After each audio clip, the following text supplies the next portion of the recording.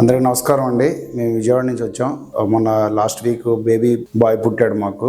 కొద్దిగా చిన్న కాంప్లికేషన్స్ వల్ల 2 వీక్స్ ముందే డెలివరీ అవ్వాల్సి వచ్చింది. ఆ టైంలో కొద్దిగా లో బర్త్తో బాబు పుట్టాడు.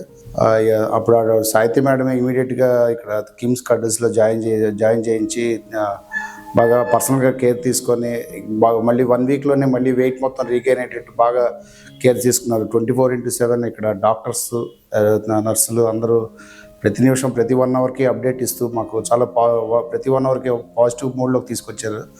1 వీక్లోనే బాగా రీగైన్ అయ్యాడు వెయిట్ మొత్తం.